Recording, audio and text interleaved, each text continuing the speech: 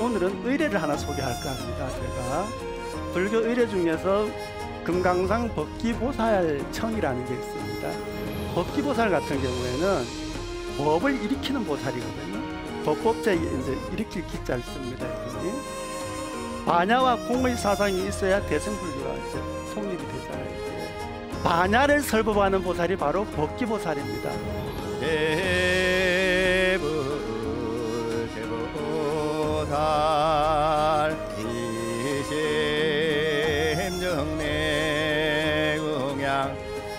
우리나라 그 금강산에 법기보살이 상주하고 계신다 하는 것을 밝혀놓은 것은 사실 우리 민족에게 큰 자부심을 불러일으키는 그런 일이라 할 수 있겠죠. 그래서 우리나라의 가장 대표적인 불교 성지라 할 수 있는 금강산을 중심으로 법기보살 신앙이 전개되게 됩니다. 저희 이제 안정사에서 이제 하는 법기보살청 같은 경우에는 두 가지 부류가 있는데 요즘은 이제 하는 부류는 좀 긴 부류고, 간단한 것 같은 경우에는 어떤 부류가 돼 있었냐면은 그냥 거부라고 보소청지는 유치청사하고 향화청 가역만 하고 축업만 하는 그런 때도 있었습니다. 그렇게 하고 지금처럼 이제 길게 하는 때도 있고, 그래서 1955년 그 칠정례 이전엔 적어도 법기보살을 항상 우리가 예경했던 어떤 분위기니까 여러분들이 좀 관심을 가졌으면 좋겠습니다. 그리고 이제 이 법기보살님께서 이제 항상 반야를 설법한다 했는데, 그 반야라는 것들이 뭡니까? 현실로 돌아오면 어떤 보시의 형태가 돼서 자비를 베풀게 되거든요. 그래서 금강산에 보덕굴이라는 암자가 있답니다. 보덕암이라고도 하고 하는데, 그게 금강산에서 가장 영험하다는 표현은 좀 적절치 않지만 대다수 영험이라는 표현을 씁니다. 불자들이 관세음보살님을 모셔 놨었답니다. 그게. 근데 그 자체가 뭐냐면은 고구려에서 이제 스님이 오셔가지고 고구려 스님이 보덕굴을 지을 때 원래는 뭡니까? 단무갈보살, 법기보살님을 이제 칭견하려고 기도를 많이 했는데, 나중에 이제 관세음보살님을 칭견하게 되고 관세음보살님을 모셨다는 거죠. 그래서 반야로 상징되는 분이 바로 뭡니까? 반야 정지는 법기보살님이시고, 자비로 화연하기 때문에 관세음보살님이죠. 서로 연결되는 부분이 있죠. 그래서 오늘 제가 법기보살님 진영을 구할 방법도 없고, 그래서 오늘 관세음보살님 수월 간원들을 모셨는데, 제가 잠시 후에 그거는 불단 진설법문 때 다시 설명을 또 하도록 하겠습니다. 이런 과정에서 우리가 법기보살님이 설법하신 반야에 두 가지가 있거든요. 이종 반야가 있고 이제 삼반야가 있는데, 두 가지 반야 같은 경우 공반야가 있고 불공 반야가 있습니다. 공은 뭐냐, 공통되다 이런 뜻이에요. 그거는. 그리고 공반야 같으면은 보살 성문 영가, 이분들 모든 분들이 뭡니까? 이분들이 모두 이제 성도할 수 있도록 설법한 것이 공반야고, 그러는데 성문 영각을 뺀 보살만을 위한 어떤 반야 자체가 불공반야입니다. 공유하지 않는다 이런 뜻이거든요. 그래서 공반야 같은 경우에는 뭡니까? 반야경입니다. 이것은 보살이든 성문의 영간이든 모두가 이 경을 통해서 깨침을 잃고 성도할 수 있죠. 그리고 화엄경은 뭐냐? 바로 불공반야입니다. 이것은 보살들만 위한 설법입니다. 이게. 그렇기 때문에 공반야와 불공반야가 있고, 그러면은 여기 뭡니까? 법기보살님 같은 경우에는 뭡니까? 공반야죠. 이분이 설법하는 반야에 의하면은 모든 중생이 다 성불할 수 있는 거죠. 보살이든 성문이든 영각이든. 그리고 또 삼반야는 문자반야가 있고 관조반야가 있고 실상반야가 있습니다. 문자반야는 여러분들이 금강경 같은 것들 매 글자로 읽는 것들을 그러면서 공부하는 게 문자반야입니다. 이게 문자로 배우는 거죠. 경율론 같은 것들을. 관조반야는 뭐냐면은 문자로 알게 된 것을 여러분이 실천하고 수행하는 것을 뭡니까? 관조반야라 합니다. 이것을. 그리고 나서는 문자에 얽매이지 않고 벗어나서 반야를 깨쳤을 때를 뭡니까? 실상반야. 그건 부처님의 반야죠. 설법하신 반야입니다. 그래서 여기 같은 경우에는 법기보살님 같은 경우에는 바로 실상반야를 항상 설법하신다 보시면 되겠습니다. 법기보살님은 너무너무 중요하신 분이고 그렇습니다. 좀 이따가 제가 법기보살의 영험담에 대해서 또 설명을 드리도록 하고, 그런데 이러다 보니까 이제 우리나라 같은 경우는 그리고 세계적으로도 보살이 어디에 머무는가에 대해서 관심을 갖게 됐죠. 부처님 당시에는 보살이 어디에 머무는가에 대한 이론의 여지가 없었습니다. 보살 사상이 그때는 없었기 때문에. 근데 그 이후에 이제 부처님 당시는 뭡니까? 부처님이 탄생한 곳, 뭡니까? 그다음에 성도하신 곳, 설법하신 곳, 열반하신 곳, 이 네 가지를 가지고 뭡니까? 네 군데 성지죠. 성지 순례하자 여러분들, 그죠? 그러면 저희들이 이제 바로 공양할 때 애우는 개성이 뭡니까? 불생갑이라, 성도 마갈타, 설법바라나, 인멸구시라, 이 네 가지를 개송을 하거든요. 바로 불생갑이라, 가벨에 탄생하시고, 성도 마갈타, 마갈타에서 도를 이루시고, 그 다음에 나서 설법 뭡니까? 바라나시에서 설법을 하시고, 구시라성에서 열반하셨다. 이래서 이제 그 네 가지 성제를 읽거든요. 그러면 그 이후에 뭐냐면은 보살 성지가 나타났을 거 아닙니까? 보살 사상이 생겼으니까. 그러니 관세음보살, 자비의 어떤 화연이죠. 뭡니까? 인도의 이제 그 바닷가에 남동에 보면 그 굴이 있는데 포탈라라는 굴이 있대요. 거기에 관세음보살님이 계신다. 이래서 포탈라궁이죠. 티베트에 있는 포탈라궁. 그 다음에 문수 성지 자체는 뭡니까? 오대산이죠. 중국에. 근데 요즘 중국 사람들은 다 자기 나라에 다 있다고 말하면서 이 성지성이 다 만들어놨어요. 그런데 거기에 필적할 만한 최고의 성지가 바로 우리나라 금강산의 법기보살 성지입니다. 그 이유가 뭐냐면 화엄경에 나와 있기 때문입니다. 이게 바로. 그러면은 화엄경에 이제 나와 있는데 제가 한번 그 화엄경에 보살 주처품, 제보살 주처품이라 하거든요. 제는 이제 모두라는 뜻이고 보살, 여러 보살들이 어디에 계시는가에 대한 이제 그 품인데, 제가 오늘은 뭡니까? 대방광불 화엄경이기 때문에, 화엄경이 나오는 거기 때문에 여러분들이 대방광불 화엄경 이렇게 따라해 주시면 되겠습니다. 그러면은 제가 화엄경을 해도겠습니다. 뭐 박수치다 손바닥이 아프시면 좀 덜 쳐도 됩니다. 이거를. 그리고 이제 제보살 주처품 같은 경우는 심왕보살님께서 이제 설법을 하시거든요. 그래서 심왕보살이 여러 보살들에게 설법을 하시더라. 이렇게 이제 나가는 겁니다. 그때의 심왕보살 마살이 대중 가운데 여러 보살에게 설법하시길.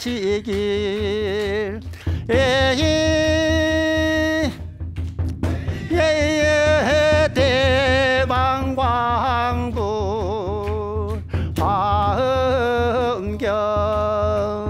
불자들이여 동방에는 선인 기산이 있는 그곳에는 예적부터 보살들이 계셨는데 지금은 금강성 보살이 계시면서 300명의 권속을 거느리고 설법을 하시느니라.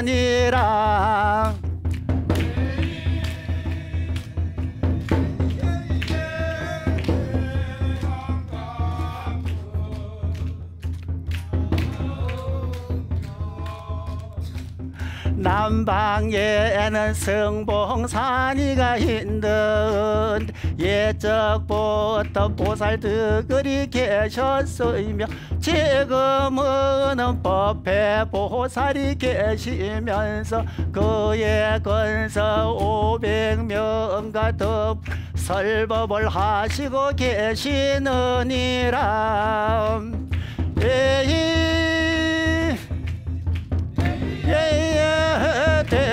대방광불 화엄경. 서쪽에는 금강염산이 있는데 그곳에는 예적부터 보살들이 계셨는데 지금은 정진무예행 보살이 계시면서 300권속을 거느리고 설법을 하고 계시느니라.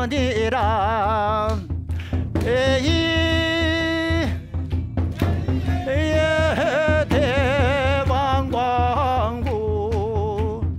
화엄경 북방에는 향적산이란 산이 있어 예적부터 보살들이 계셨는 지금은 항상 보살이 계시면서 삼천건석을 거느리고 설법을 하시고 계시느니라.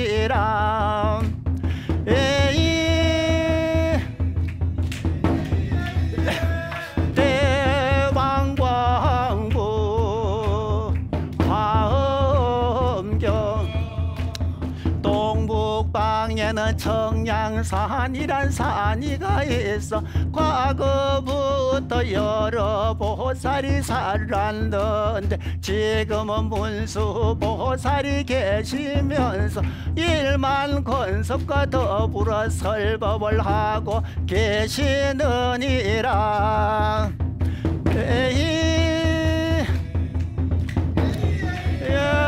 대왕광부 엄경 동남간에는 지제산이란 산이가 있어 예적부터 보살들이가 살고 계셨는데 지금 천관보살이 계시면서 1천권석과 더불어서 설법을 하고 계시느니라.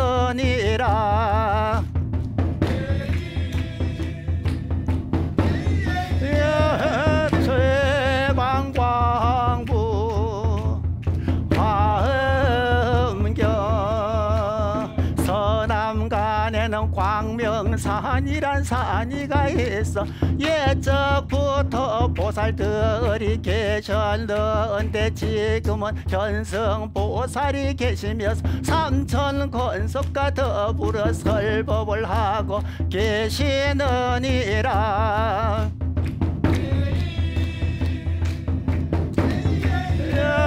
대왕광부 화엄경 서북간에는 향풍산이란 산이가 있어 그곳에는 예적부터 보살들이 계셨는데 지금은 향광보살이 계시면서 5천권석과 더불어 설법을 하고 계시느니라.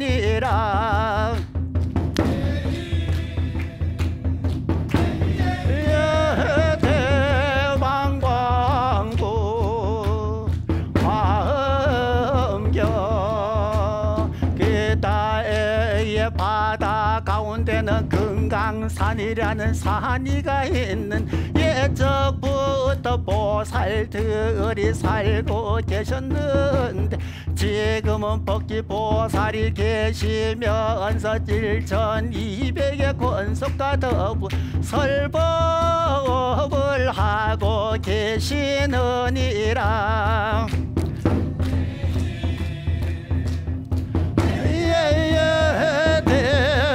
대왕광부 화엄경 이때에 큰 바다 가운데 작은 구리가 있고 기사라 남쪽에 선주근이가 있으며 나돌아선 게 만족구리가 있는데 그곳 또한 보살들이 상주하고 있느니라.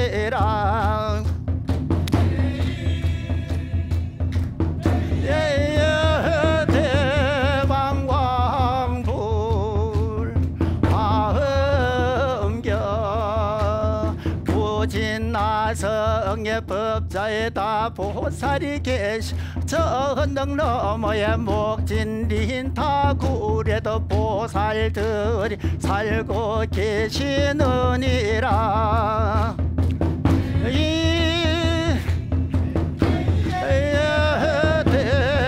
대왕광부 화엄경 마란타국에 한처소 있으니 이름은 무예인데 용왕들이가 건립을 하여 예적부터 예적부터 보살들이 상주하고 계시느니라.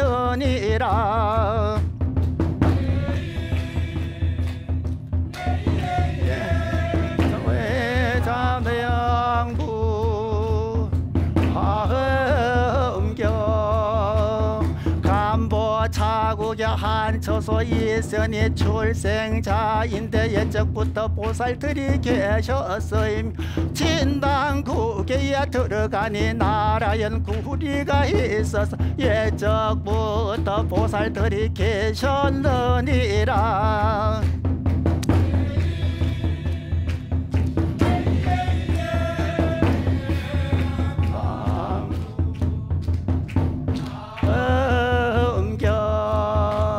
소르국에는 우두산이 있으며 가선이라굴에는 차제가 있고 중장환이에 존차굴이 있으며 안부리미국에는 억창광명에 다장소가 있어서 제보살들 머무시니라.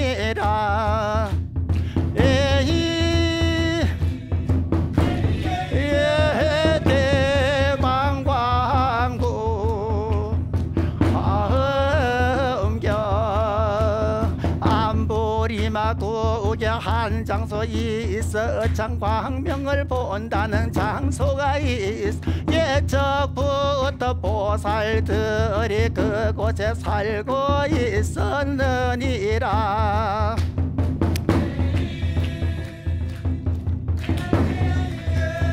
대방왕부 엄경 간다라국에는 전바라구리가 있어서 간여러 보살이 거기에 살고 계셨느니라.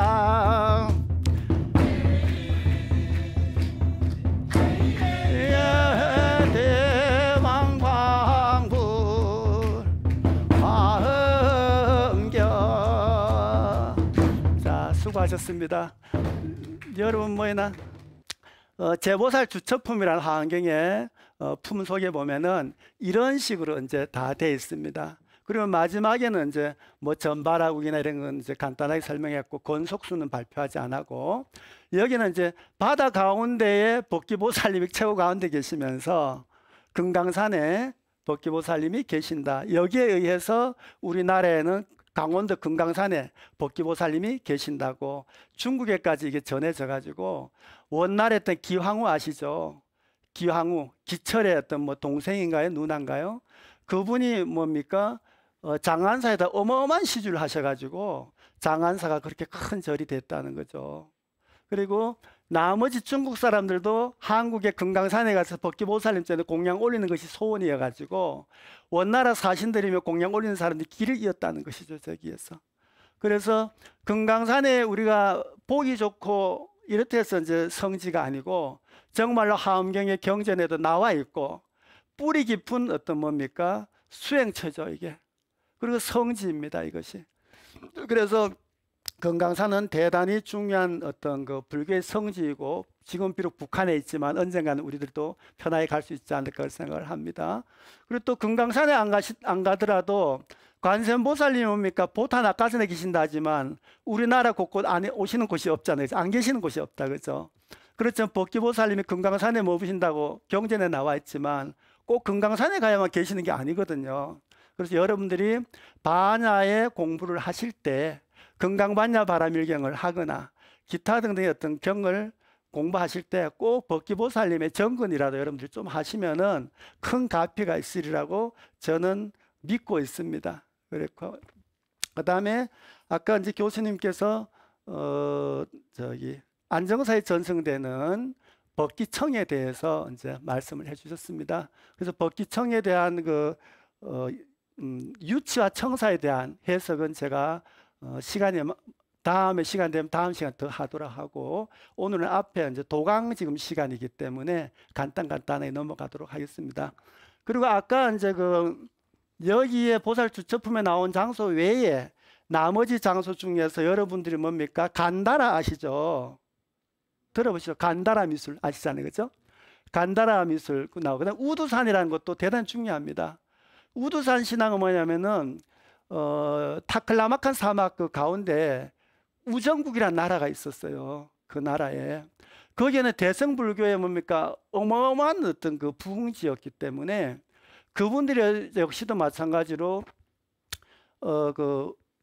뭡니까 저기 우전국 안에 있었기 때문에 그 지금 그 향 자체도 있잖아요. 지금 여기 보면 그런 대목이 나옵니다. 나중에 보면은 그 자체가 그러다 보면 그 사람들 어떤 생각을 가지고 있었나 예를 들어서 인도의 상두사는 거죠.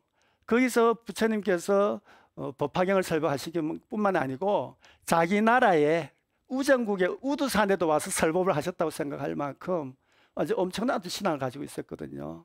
그래서 우정국 거기는 불교 문화의 이제 대승불교의 어떤 큰 기착점이었죠. 그걸 통해서 이제 중국을 통해서 우리나라 왔기 때문에 우리나라에서 지화 같은 거 특히 그렇습니다. 우전국의 벽화나 지화를 여러분들이 공부를 많이 하시면 적어도 땅설법에 나온 지화를 여러분들이 이해하는 데 큰 도움이 됩니다. 중앙아시아 우정국에. 그래서 여러분들이 아까 여기 나온 게 우정국도 그것이고 그렇습니다. 장소에 대해서는 제가 이렇게 설명을 드렸고 관세음보살님은 보타 낙가산, 문수보살님은 중국 오대산, 법기보살님은 강원도 금강산. 그런데 이제 또 영험담에 대해서 제가 조금 먼저 해야 되는 게 고려 시대에 민지라는 이제 평장사라는 분이 계셨대요. 고려 시대에.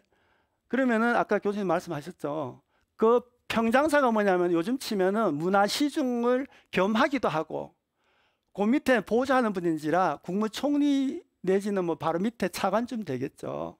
이분이 신라 시대부터 있었던 이야기를 기술해 놓은 책이 있습니다. 거기에 어떤 내용이 있냐 하면은 의상대사께서 금강산에 오셨다는 거죠. 그랬더니까 뭡니까 법기보살님이 나타나서 하시는 말씀이 뭐라 하셨는가 하니까 오대산은 수행이 있는 사람들만 좀 근기가 있고 이런 분들만 저기 세간의 티끌을 벗어날 수 있다. 성도할 수 있는 곳이지만은 이 법기보살이 있는 금강산에는 수행이 없는 사람들도 성도할 수 있다. 법기보살님이 주시는 가피가 왕 크다는 거죠, 그게. 그래서 여러분들 금강산에 갈 수 있으면 많이 가셔서 뭡니까 법기보살님 찾아서 꼭 여러분들이 성도를 하시면 좋겠다. 저는 이제 발언을 합니다. 그리고 뭡니까 고려 태조 왕건이 뭡니까 단무갈 예배도라는 이제 그 목판에다가 나무 쪼가리에다가 금으로 그린 게 있습니다. 앞에는 지장보살을 크게 그리고 뒤에다가 이제 법기보살님을 그렸어요. 단무갈 예배도라고 말합니다. 그 우리나라 보물로 지정된 걸 제가 알고 있습니다. 그 다음에 무엇이냐면은 우리나라에서 보면은 우리가 그러죠. 아 나는 어젯밤에 어디 갔다니까 뭐 신령을 봤어 이런 얘기하면 우리가 뭐라 합니까? 아 부실해가지고 그렇지 무슨 뭐 신령이 당신 눈에 보이겠어요? 이런 말 아주 잘하죠. 또 어떤 사람은 아 나 부처님이 뭐 보살을 칭견했어 이런 말 한단 말이죠. 근데 평상시 하는 거 봐서는 그 사람한테 보살님이 나타날 것 같지 않아. 아무리 봐도 그런 칭견했던 말을 한단 말이죠. 그런데 조선 왕조에 보면은 실록에 실린 경우가 있어요. 실록은 사관들이 적기 때문에 그거는 거짓말을 할 수가 없잖아요. 세조 임금께서 법기보살을 칭견하셨다는 거죠. 그리고 금강산에다 많은 시주를 했다 해가지고 세조 실록에도 실려 있습니다. 그래서 저는 뭐 세조 실록을 볼 기회가 없거나 저는 뭐 권한이 없어 못 보는데 대다수 전언에 의하면 세조실록 권 38에 1466년 윤 3월 28일 날 법기보살님을 세조 임금께서 칭견하셨다 뭐 이렇게 이제 나와 있다는 거죠. 그래서 실록에 실릴 만큼 현연하신 분이라는 거죠. 그래서 여러분들이 또 그 평장사라는 건 엄청난 그 위치에 있고 삿되지 않은 분들이죠. 그런 분들 역시 그 금강산에는 근기가 부족한 분들도 다 성도할 수 있기 때문에 여러분들이 법기보살이 꼭 강원도 금강산이 아니더라도 계신 곳을 꼭 참배하시면 좋겠습니다. 그리고 또 지금 현재 아까 이제 그 강강을 해주신 교수님 말씀대로 법기문중도 우리나라에 있다는 걸 저도 최근에 알게 됐습니다. 그리고 법기문중 자체가 상당히 어떤 그 규모가 크다고 그래요. 그게 그런데 이제 안정사에 이제 안정암일 때 조만할 때 그때는 강원도나 이런 데 큰 절이 많지 않았습니다. 요즘은 기계가 좋고 수입 나무가 많으니까 막 건물을 크게 짓죠. 그런데 예전에는 일반 가정집에 이게 기둥이 제한되어 있습니다. 뭐 5치, 15cm 한 면이, 3치 이런 식으로 그렇게 큰 집을 지을 수가 없었어요. 근데 요즘은 큰 기둥 하나를 켜면은 그냥 집을 뭐 한 칸 지을 정도로 많이 나오죠. 그런 와중인데 조그마한 어떤 암자의 인법당인데 이제 6.25 사변에 남아있는 스님들이 거처할 곳이 마땅치가 않았어요. 그전에는. 그때는 살기 다 어려웠잖아요. 그죠? 스님들도 뭐냐면 주소갈 곳이 많지 않았고, 또 6.25 사변에 전쟁터에 가서 이제 많은 고생을 하시고 몸을 상하신 분들도 생활이 어려웠잖아요. 그때 상용사분들. 지금은 이제 그분들을 엄청 우리가 받들어야 되는데, 요즘은 많이 좀 대우를 받지만 그때는 상당히 고생을 많이 했죠. 고아들부터. 그런 와중에 이제 스님께서 금강산에는 유점사에도 법기보살님을 조성했다는 기록이 있습니다. 그 다음 최고 많이 이제 기록이 남은 건 표운사입니다. 금강산 표운사의 반야보전. 반야보전에는 뭡니까? 동쪽을 향해서 법기보살을 모셨는데 장육존상이라 해가지고 6자. 요즘 자로 치면 1m 80인데 옛날 자는 24cm인가 아마 그럴 겁니다. 그런 큰 보살들을 모셔놨었다. 그리고 나서는 뭡니까? 또 그 다음에 신계사에도 마찬가지입니다. 그리고 신계사 뒤편에 바로 뭡니까? 법기암이 있었다는 거죠. 조만한 암자가. 그러다 보니까 금강산에 계시는 비구니 스님들은 사찰에 의례가 있을 때마다 같이 다니면서 공양도 고이시고 지화도 만드시고 이런 설단들 다 서로 왕래를 하셨다는 거죠. 그래서 그분 같은 경우에는 저는 뭐 문중이 있고 이런 건 잘 알지 못하는데 아마 뭐 거기에 속해 계셨던 것 같아요. 그러니까 보살에 대해서는 엄청난 어떤 그 신심을 가지고 계셨던 분입니다. 자, 이런 와중에서 제가 오늘이 그 법기보살님께서 반야경을 이제 강설하고 계시기 때문에 제가 오늘 금강반야바라밀경을 한 가지만 좀 들고 나와봤습니다. 그럼 여기에 보시면은 제가 이제 뭐 비공식적인 이야기지만은 저 스님이 뭐 요즘 하지 않던 갑자기 나와서 스님이 막 민요를 하고 노래를 하고 뭐 그림책 들고 나와서 절해 이런 사람도 있더라는 거죠. 근데 여기 보시면 여러분들이 금강경 자체를 변상도를 해가지고 1570년대 무렵에 1570년 그 안동의 광흥사란 절에서 이걸 찍었다 그래요. 이게 뒤에 보면 있습니다. 여기에서 금강반야바라밀경을 강설하는 그 모습들을 위에는 변상도를 그리고 밑에는 금강경을 적은 변상도입니다. 그래서 그전에는 금강경조차도 뭡니까? 마음을 우리가 다스리는 경인데도 변상도로 다 표현을 했다는 거죠. 이 땅설부를 했다는 것이죠. 근데 최고 앞에 이 그림 같은 경우는 제가 잠깐 설명하겠습니다. 금강반야바라밀경 변상입니다. 변상. 경을 그림으로 나타냈다는 뜻이게 되겠죠.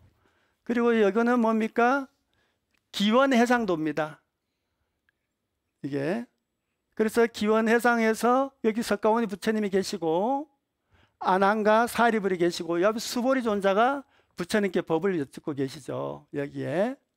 그 다음에 뒤에 뭡니까? 여기에 사천왕과 팔분신중이 계시고 여기에는 설법드는 청중들이 있는 상황이죠. 이게. 그래서 이렇게 제가 시간 관계상 짧게 하도록 하겠습니다.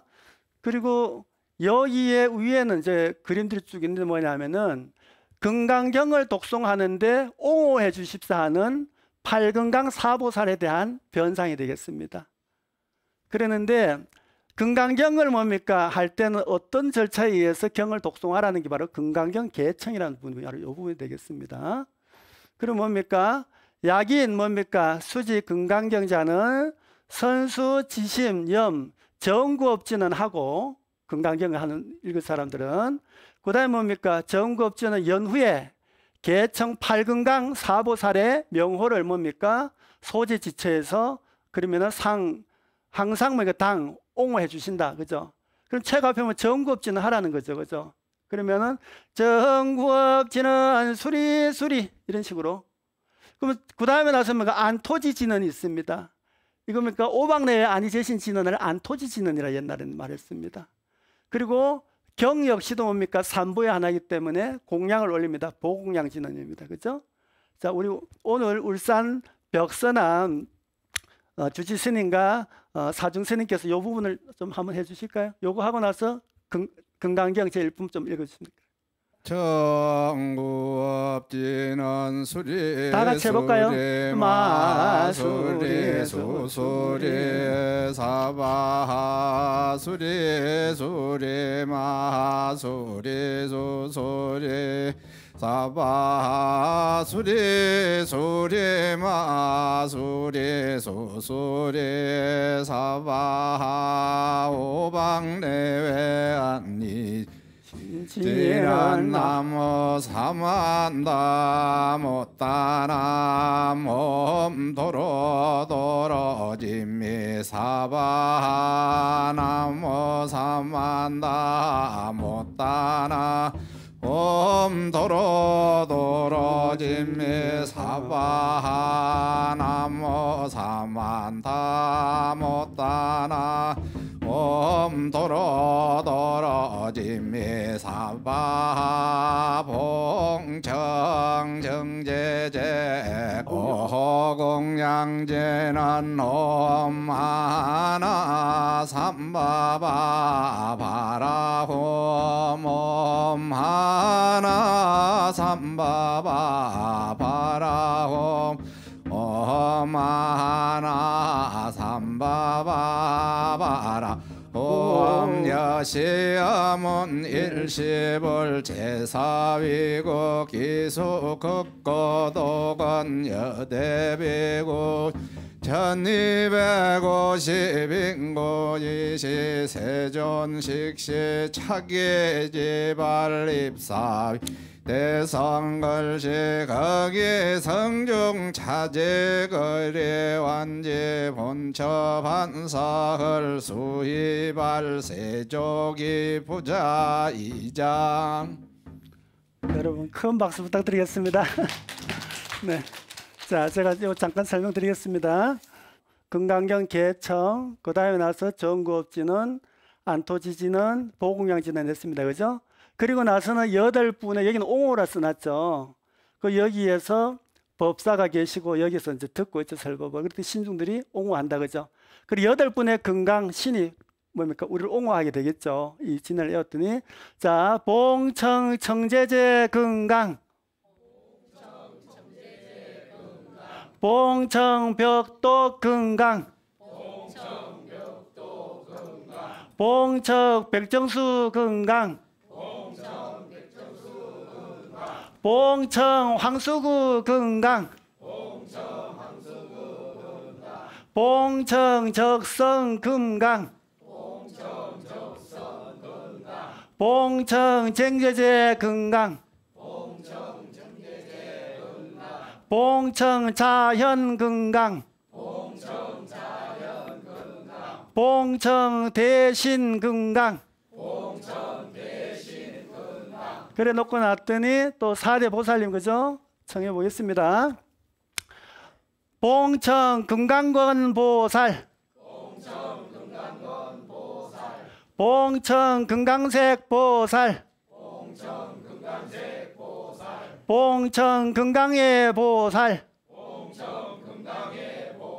봉청 금강어 보살. 자, 이래 놓고 놨더니 그 다음에 뭡니까? 다음 차례가 뭡니까? 발언문을 여기는 하죠. 여기에다. 그 다음에 이 발언문을 먼저 하고 넘어갑니다. 그래가지고 뭡니까? 개수 삼계존 기명 시방불이요. 아 뭡니까? 악음 발 홍원 지차 금강경, 이 금강경을 갖고 있거든. 상보 사중원이요. 하제 삼도고라. 야규 견 문자는 시발 보리심. 진차 일보신 동생 극락구, 이래도 발음을 이렇게 썼습니다. 이게. 그리고 운하범이라는 게 있는데 요거는 뭐 어디 나오는 그 문구냐면 대반 열방경에 나오는 이 문구입니다. 운하범 자체가. 일어나서 발음물과 운하범을 읽고 나서 그 다음에 읽는 게 바로 뭡니까? 요진의 삼장인 구마라습의 봉조역이랍니다. 이게. 조자는 뭡니까? 조서 이런 말 있죠. 명을 받아서 내가 번역했노라 이런 뜻이 되겠습니다. 그랬더니까 첫 번째 앞에 법회 인유분을 읽는 것이죠. 그 법회 인유분 할 때 이 모습입니다. 그죠? 성에 가서 공양을 하시고 오셔가지고 이제 가사를 걸고 의발을 다 정지한 다음에 발을 씻으시고 앉아있는 모습이고 수보리가 뭡니까? 질문하는 모습이죠. 금강반야바라 밀경 자체를 아까 말씀드린 대로 앞부분의 어떤 이야기들이죠. 이게 그 대반야경에 이것을 변상들을 통해서도 금강경을 이렇게 강설을 했다. 근데 금강 자체를 앞에 떼거나 반야경이라고 하죠. 그죠? 이 반야경 자체가 우리 선조 어른들 중에 번역한 경 중에 가장 많은 경 중에 하나입니다. 하원경, 그다음에 반야경 종류죠. 600반야니까 최고 범위도 큽니다. 이러한 반야를 항상 설법하고 계시는 법기보살님 전에 여러분들이 예경을 올리기를 제가 권합니다. 그래서 법기보살청을 다음 시간에는 상세하게 제가 또 설법을 하도록 하고 그 다음에 지금 시간이 많지 않기 때문에 제가 그 금강경 변상도 했고 그 다음에 여기 벽에 뭐냐면은 이 법회에 동참하고 나면 여러분들이 좀 가피를 입어야 된다. 그죠?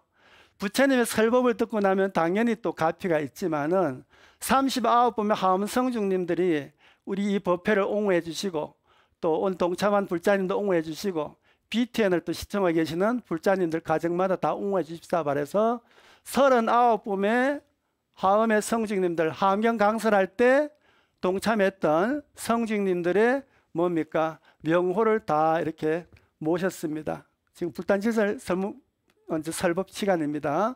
그래서 첫 번째 저쪽에서부터 이렇게 돌아가게 돼 있죠. 그리고 최고 앞에는 뭡니까? 봉청 39위 하엄성중에서 39위 하엄성중께서 여기 강림하소사 이렇게 청한단 되게 되겠죠. 그리고 그 위에 거는 뭐냐? 그분의 위덕을 설명한 것이고 최고 밑에 대자재천왕, 그죠? 그다음에 광가천왕, 변전천왕, 광엄천왕, 대범천왕 이런 식으로 쭉 나가게 돼 있죠. 그래서 여러분들이 하엄성중 이렇게 이제 명호를 부르는 것도 좋지만은 각각의 성중님들의 명호를 여러분들이 좀 찾아서 수지독송하시고 또 그분은 어떠한 가르침을 펴기 때문에 하엄경에 이렇게 나와 있는지 여러분들이 좀 공부하는데 큰 도움이 됩니다. 그 분들 자체가. 39회 성중이 나타나서 세주묘음 하시고 가르침을 주시는 그 과정을 드러내는 분들이기도 하고 또 이분들이 계심으로 인해서 여러분들이 이 법회를 또 옹호하시고 부처님의 가르침이 만방에 제가 전승되고 퍼져나가지 않겠나 하는 발언 속에서 오늘 이렇게 했습니다. 그 다음에 아까 제가 반야 자체가 현실로서는 자비로 드러난다 말씀을 드렸죠. 그래서 이 이제 수월 관음도인데 아마 그 가장 큰 관음도 중에 한 분 이제 하나라고 생각을 하고 있습니다. 아마 일본에서 소장을 하고 있고 그걸 제가 이제 영인본으로 해서 오늘 이렇게 모셨습니다. 그래서 이번 법기보살님의 어떤 그 존상이 아직 마련되지 않았기 때문에 아까 말씀드린 대로 반야가 현실로 드러날 때는 자비로 드러난다, 그죠? 그래서 자비하신 관세음보살님을 모셨습니다. 그러니까 여러분 오늘 설법공덕으로 관세음보살님의 자비력 역시도 여러분에게 전달되기를 제가 기원을 합니다. 다음 시간에는 반야경에 있어가지고 설법하는 법주와 뭡니까? 청자가 강사에 되어 있거든요. 그럼 대반야경에 의해서 그런 거, 마하반야에는 어떤 그 금강반야에 의해서는 또 누가 묻고 답하는가에 대해서 좀 설명을 하도록 하겠습니다. 그러면 이제 그 대반야경 같은 경우에는 살타파륜보살이 법기보살님한테 이제 설법을 청하는 구조죠. 그럼 마하반야 같은 경우에는 사리자를 앉혀놓고 관세음보살님이 또 설법하시는 구조죠. 그 다음에 뭡니까? 금강반야 바라가인 같은 경우는 부처님과 수보리와의 어떤 그 대화 속에서 우리가 반야의 어떤 지혜를 배우는 거거든요. 그래서 그것을 다음 시간에 짧게 하고 그 다음에 이제 육도집경이라고 있습니다. 육도집경 중에 81번째 이야기가 바로 뭡니까? 살타파륜보살의 어떤 그 이야기거든요. 그래서 다음에는 육도집경 속에서 나오는 살타파륜보살의 일대기에 대해서 제가 한 시간을 갖고 여러분들이 법기보살에 대한 충분한 이해가 됐을 때 제가 법기보살청을 하나하나 설명하도록 하겠습니다. 오늘 긴 시간 여러분들 함께해 주셔서 너무나 감사드리고 오늘 설법공덕으로 여러분들 법기보살님의 가피 충만히 받으시고 가택 내에 안녕하시길 기원하면서 오늘 법회 마치겠습니다. 성불하십시오.